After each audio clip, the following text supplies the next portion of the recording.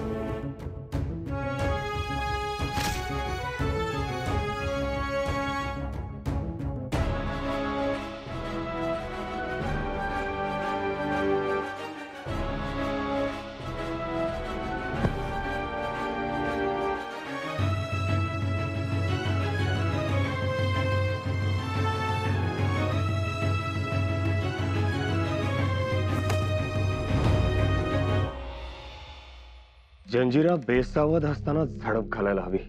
त्यासाठी मोरोपंतांना चांगल्या वजनानं हलक्या पण लांब पल्ल्याच्या तोफा द्यायला हव्यात. जी महाराज. उत्तम प्रतीचे लढाऊ मचवेही द्यायला हवेत. ते किती द्यावे? तो आकडा मोरोपंत सांगतील. त्याचबरोबर चांगला भरीव हल्ला करणाऱ्या बंदुकाही लागतील. पंत, आपल्याकडे किती बंदुका आहेत, किती नवीन घ्याव्या लागतील हे सगळे जरा बघून घ्या. कारण आपण आहोत तटावर, मध्ये पाणी आणि पलीकडे जंजिरा. याच शस्त्रांवर जास्त भर दिला पाहिजे. जी. त्यामुळे आपल्याला तातडीनं बंदुका आणि तोफा लागतील. आमच्या अंदाजाप्रमाणे साधारण 100-150 तोफा तरी लागतील. फिरंग्यांना सांगून त्यांच्याकडून तोफा विकत घ्या तातडीनं. झालंय काय महाराज, फिरंगी एकतर दिरंगाई करतात आणि तोफाही आपल्याला कमी प्रतीच्या पाठवतात आणि किंमत आवाच्या सवा. मग इंग्रजांकडे बघा, त्यांच्या वकिलांना, त्यांच्या व्यापाऱ्यांना बोलवून घ्या. बोलावला आहे महाराज. वा, हे चांगलं केलं अण्णाजी पंत. त्यांचा व्यवहार जुळला, तोफा चांगल्या वाटल्या तरच आपण पुढे जाऊ. परंतु फिरंग्यांच्या तोफा चांगल्या असतात. पण त्या वेळेत पोहोचले पाहिजेत निराजी पंत. हो, नाहीतर वाटाघाटीत 4 महिने जायला नको. आता काय करायचं ते तुम्ही बघून घ्या. आजपासून 15व्या दिवशी आम्हाला मचव्यात तोफ चढलेली दिसली पाहिजे. या दिरंगाई चालणार नाही.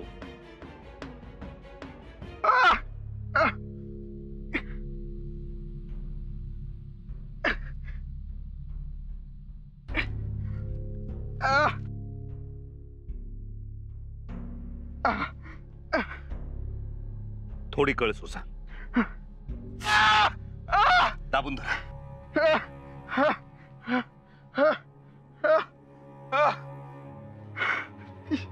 युवराज, तुम्ही ठीक आहे ना? आम्ही ठीक आहोत. नाव काय तुझं? मी ज्योताजी केसरकर, पुण्याचा आहे. हिम्मत बाज आहेस मर्दा. छातीत वाघाचं काळीज आहे तुझ्या, म्हणून आमच्यावरचा वार तू स्वतःच्या छातीवर झेललास. आता आम्ही तुझ्या पाठीशी राहू. युवराज, बोलू नको. पाटील, याला घेऊन जायला सांगा. रक्त वाहतंय, जखम बांधून घ्यायला सांगा. होय. आणि वैद्यांना बोलून उपचाराची व्यवस्था कर.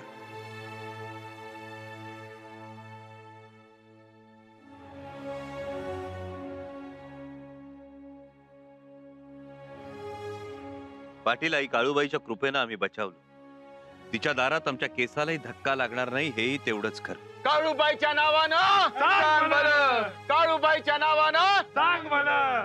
ज्या बहादरानं आपल्या जीवाची पर्वा न करता आमच्यावरचा वार स्वतःच्या छातीवर झेलला, तो ज्योत्याजी केसरकर सुद्धा आईच्या कृपेनं सुखरूप आहे. जखम निसटतीये, पण काळजी घ्या.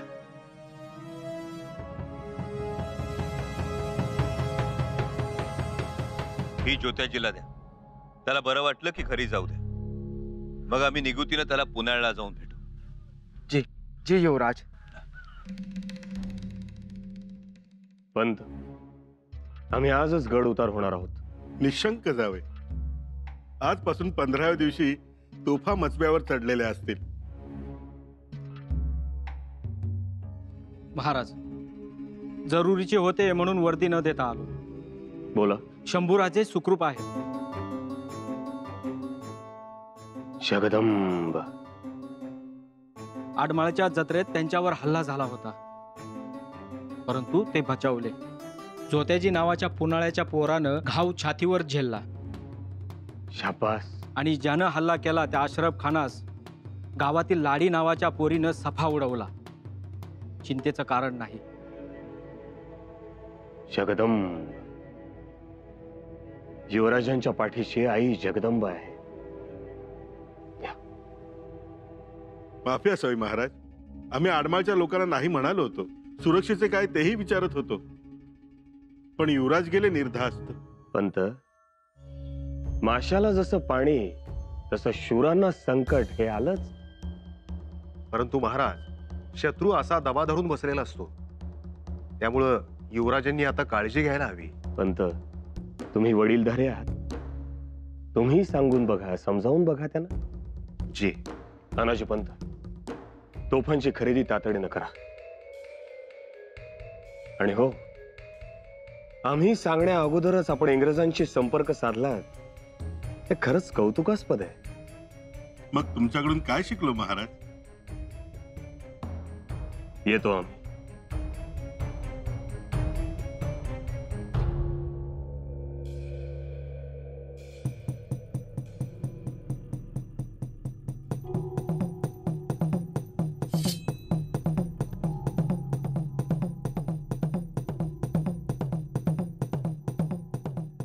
सुनबाई, सुनबाई, अगं बाई, युवराजांची काही खबर? अव खबर चांगली आहे. युवराजसनी काय बी झालं नाही. अगं पण हल्ला तर झालाच ना. वय हल्ला झाला, पर युवराजसनी खर्चटलं भी नाही. आई भवानीचं कवच आहे त्यांच्या भोवती. जोत्याजी नावाच्या पोरानं कटार घेतली अंगावर. धारात्या, आम्हाला त्यांना पाहायचंय. आमच्या डोळ्यांना ते दिसल्याशिवाय आम्हाला समाधान नाही लाभणार. अव मग बघा की आता येतील ते. त्यांचं कसलं येणं होणार? तोपर्यंत आमचाच जीव जाईल इथे. हुलस्वारांना सांगून पुढे निरोप पाठवलाय. आमचा घोडाही तयार आहे. म्हणजे जाणार आता आडमाळला? हो, आम्ही जाणार आडमाळला. अव आता एकतर महाराज गड उतरत्याल, निघत्याल आता. युवराज गडावर नाहीत आणि तुम्ही बी जाणार. आम्ही सांगितलं ना, जाणार आम्ही खरं खोटं करायला म्हणून. त्याशिवाय आम्हाला चैन पडणार नाही. येणाऱ्या खबरांवर आम्हाला विश्वास नाही. युवराज जिथे जातात तिथे काही ना काहीतरी घडतंच. मग ठेवून घ्या महालात कडी कुलपात. धारात्या, थट्टा नको न ग करूस. अव काय नाही त्याला घाबरताय. कुत्र्याची कळवण अंतरसाच्या झटापटी चालूच असत्यात. येतं एखादा अंगावर, द्यायचा टोला ठेवून. हे झालं फक्त बोलायचं, पण प्रत्यक्षात तर काळजी वाटतेच ना ग. आता घ्या. एक डोळा हमेशा रडतोय आणि दुसऱ्या डोळ्यानं हमेशा हसायचं. हे असंच आहे युवराजांचं. तू म्हणतीयस ते पटतंय आम्हाला. मग लगेच निघाला तलवार बांधून कमरेला. अव युवराजांच्या केसाला जरी धक्का लागला ना, तर चिंध्या होतील धक्का लावणाराच्या. तुम्ही राहावा बिनघोर. पण युवराजांच्या सोबत जीवाभावाची माणसे असायलाच पाहिजेत. आता युवराज आलं की बोला मग हे समद. हो, पर त्याआधी डोळं भरून बघून बी घ्या. बघतोच आता. धारात्या. युवराज,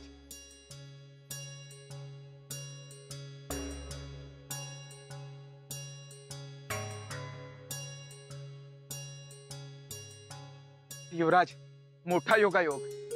तुमच्यावरचं संकट टळलं आणि गडावरनं आई काळूबाईसाठी तोही बांगडी आली.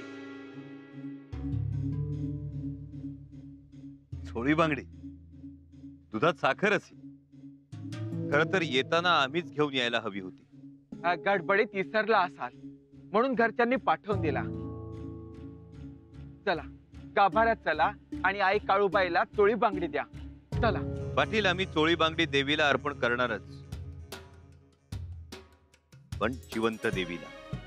म्हणजे लाडी, समोरी.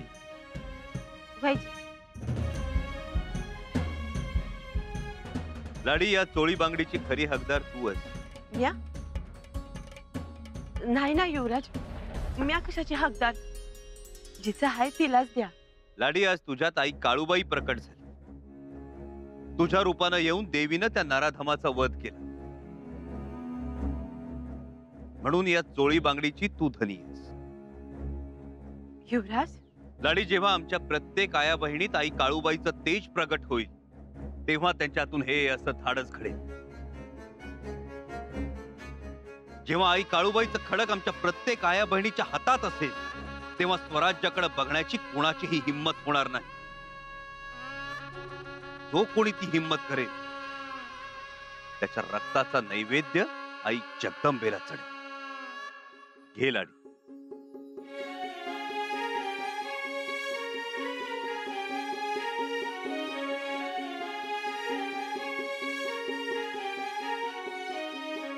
चांग भल बोला, चांग भल. काळूबाईच्या नावानं चांग भल.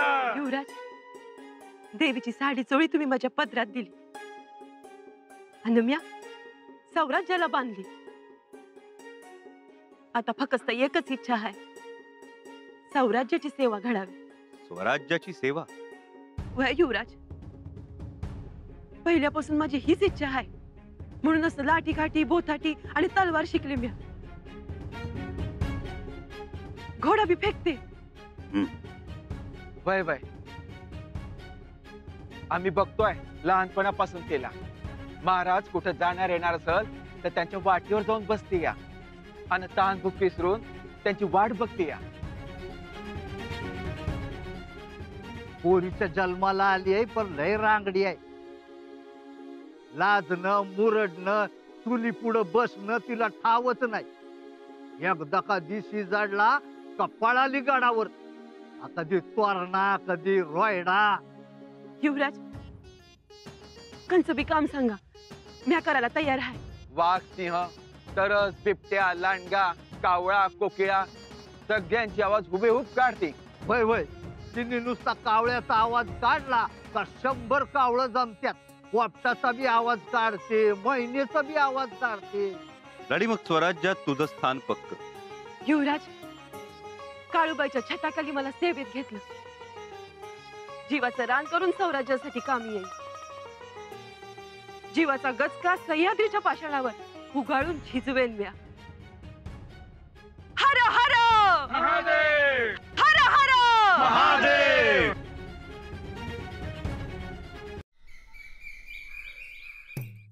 केलं की नाही कौतुक महाराजांनी या अनाजी पंताचं? हो हो, केलं तर. पाठीवर थापही दिली. हो, दिली. निराजी पंत महाराजांच्या मनातलं ओळखतो म्हणजे अगदी ओळखतो. अगदी पहिल्यापासून महाराजांनी मनात आणावं आणि आम्ही त्यांच्या मनातलं त्यांच्या समोर बोलून दाखवावं. हो हो. आता हे बघा ना, मला अगोदरच माहित होतं जंजिरा मोहीम पार पाडायची असेल तर तोफाया आल्या. किनाऱ्यावरून मारा करायचा म्हणजे तोफाया लागणार. आता तोफा म्हटल्यावर इंग्रज हा आलाच, आता त्याला निरोप धाडावा लागणार. हो, आणि त्याला सवड मिळेल तेव्हा तो येणार. इकडे महाराज विचारणार काय झालं, आणि त्यांची घाई तर तुम्हाला माहितीच आहे. आज होणार ते आत्ता झालंच पाहिजे, कारण चालत नाही. महाराजांनी 15 दिवसाची मुदत दिली आपल्याला. मी ढिलेपणा केला असता तर तो इंग्रजांचा वकील गडावर यायलाच 15 दिवस लागले असते.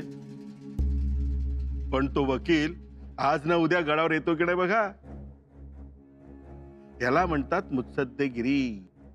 आता बघाच त्या इंग्रजाला कसा उलटा घेतो ते. नाही टोपी काढून वाकायला लावला तर नाव नाही सांगणार Anaji Pant.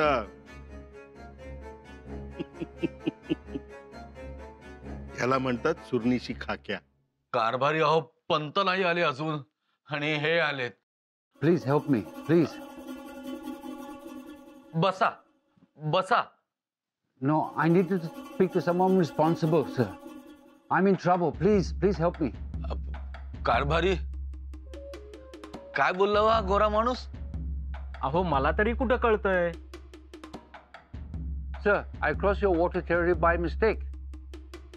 And now your people are holding my ship at Fort Sindhudur. I wish to go to Surat. Surat? Yes, yes, Surat. I need to go to Surat at my earliest. Please help. Let me talk to His Highness. Please help. मोठीच पंचायत झाली की. आता तर एक अवाक्षरही कळलेलं नाही. अवघडच झालं. साहेब तू इकडे कसा? हल्ला झाल्याचं कळलं म्हणून तसाच निघालो. आई भवानीच्या कृपेनं आम्ही सुखरूप आहोत. बघ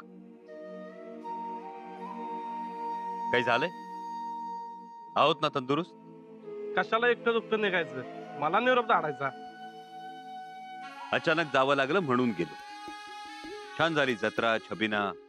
पण त्या माकडानं हात वर केला ना, एका टोल्यातच लोळावलं असतं. रायप्पा तुझी जिगर ठाऊक नाही का आम्हाला? एका शिकारीच्या वेळी आमच्या अंगावर आलेलं रानडुक्कर स्वतःच्या अंगावर घेतलं होतंस. मांडी फोडली होती त्या रानडुकरानं तुझी. म्हणून काय झालं? रायप्पा आमच्यासाठी जावळीच्या रानात स्वतःच्या रक्ताची धार सांडली असती. आता बी 10 या सांडील. इमान आम्हाला ठाऊक आहे रायप्पा. युवराज आता जीव बिनगोर झाला बघा.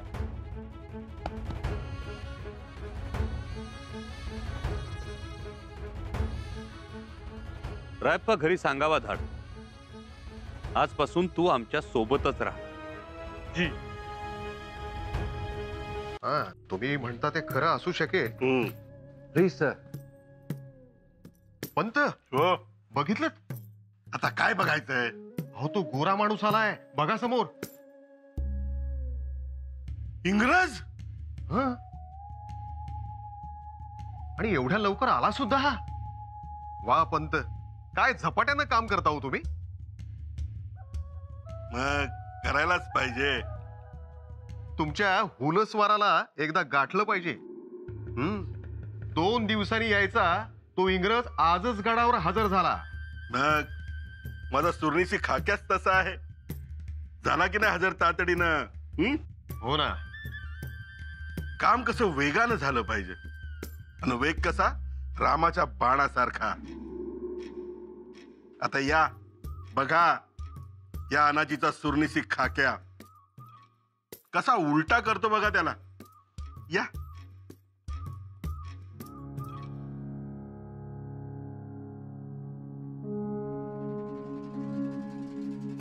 Sir, I'm Wilson Gray. Please try to understand. I'm in big trouble. बसून घ्या बसून घ्या.